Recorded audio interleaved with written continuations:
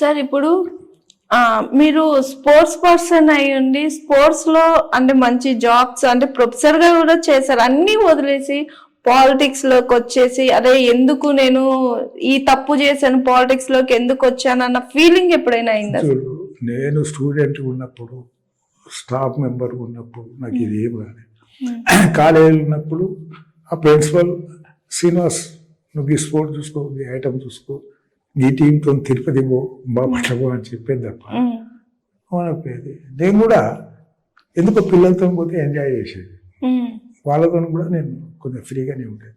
ఎప్పుడైనా ఎవడన్నా గట్టిగా మాట్లాడితే తప్ప లేకుంటే ఫ్రీగా ఉండేది. అందుకనే ఇంకా నాకు వెటర్నరీ నుంచి స్పోర్ట్స్కి పోవాల్సినంత పెద్ద స్పోర్ట్స్ పర్సన్ కాదు. ఓకే. అయితే కాలేజీలో ఏమైనా స్పోర్ట్స్ అరేంజ్ చేసిన ఈ మెంబర్స్ ఎట్లన్నా తీసుకుపోవాలన్నా అట్లా నేను ఆ కంపెనీ తప్ప గా లెవెల్లో లేను. బహుశా గా లెవెల్ ఉంటే బహుశా వెంటనే రాకపోతుండే. సార్ మీరు ఎక్స్ ఎమ్మెల్సీ కూడా చేశారు, అది ఎలా వచ్చింది? నాకు నిజంగా చెప్పాలంటే I was not interested in politics. Okay. నాకు పైసలు లేవు, అంటే నా లైఫ్ కంఫర్టబుల్ ఉండే, పిల్లలు అమెరికా చదువుకున్నారు, సెటిల్ అయిపోయారు, కంఫర్టబుల్ ఉంది. ఇదేది నీకు ఏ పాలిటిక్స్లోనే ఏ పొజిషన్ కావాలన్నా కూడా నీకు చాలా పైసలు పెట్టాల్సిన పరిస్థితి. అప్పుడు బహుశా 1 లక్ష 2 లక్షలు కావచ్చు, నా దగ్గర లేవు. అటువంటిప్పుడు నేను ఆఫీసులో కూర్చునేది, సార్ ఏమైనా చెప్తే చేసేది, లేకుంటేది.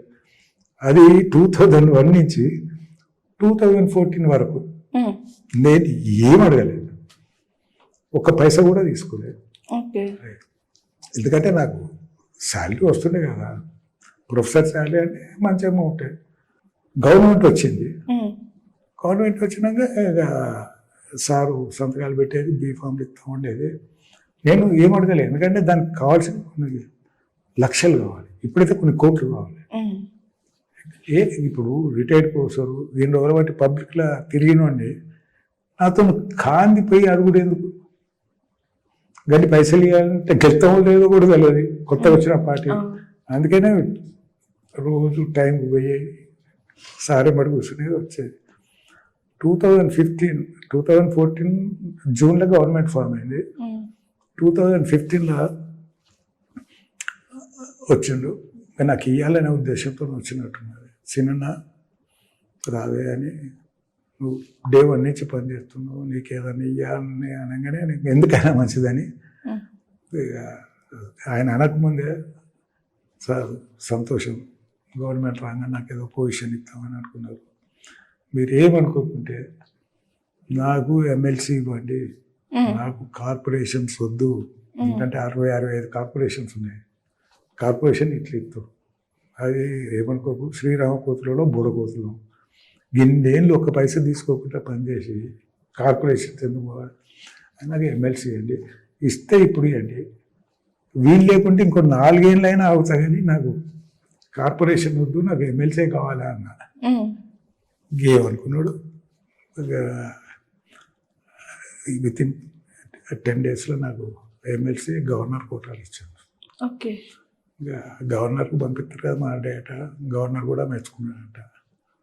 This is the best biodata వేసి, professor, highly educated, sports person, పార్టీకి ఇట్లా పనిచేసిండు అదేంటే ఆయన కూడా కొంచెం అప్రిషియేట్ చేసిండు. నేను ఎంబీఎస్లో ఒక 20 మందిని గైడ్ చేశాను. పిహెచ్డి మా డిపార్ట్మెంట్ లేదు కానీ మైనర్ గైడ్గా 1-2 గైడ్ చేసిన. This is the best biodata వేసి, నాకు అంతకంటే ఏం కావాలి.